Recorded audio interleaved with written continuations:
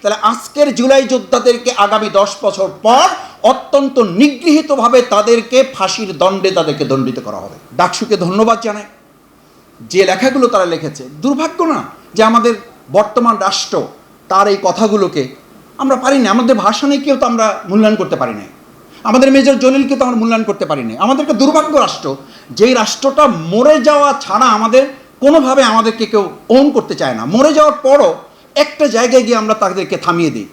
এই থামিয়ে দেওয়ার কারণেই লক্ষ্য করেন যে আজকে আমাদের কথা ছিল ওসমান হাদি শুধু ডাকসু বই বের করবে না, রাষ্ট্রীয়ভাবেও তার কারিকুলামটাকে বা তার পলিসিটাকে, তার ফিলোসফিটাকে, তার স্পিরিটটাকে, তার ড্রিমটাকে আমরা কারিকুলামের মধ্যে এডুকেশন পলিসিতে আমরা নিয়ে আসব।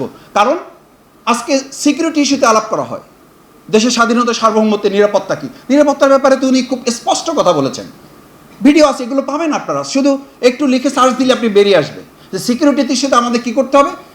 পরিষ্কার আয়নার মতো বলেছেন, আমি পরিষ্কার দেখতে পাচ্ছি, আমি ওনার বক্তব্যটা এখন আমার মাথার মধ্যে বাজে, আমি পরিষ্কার দেখতে পাচ্ছি যদি নলেজ সিকিউরিটিতে, জ্ঞানের জগতে আমরা নিজেদেরকে বিচরণ করিয়ে এই পরিস্থিতি সামাল দিতে না পারি, তাহলে আজকের জুলাই যোদ্ধাদেরকে আগামী 10 বছর পর অত্যন্ত নিগৃহীতভাবে তাদেরকে ফাঁসির দণ্ডে তাদেরকে দণ্ডিত করা হবে।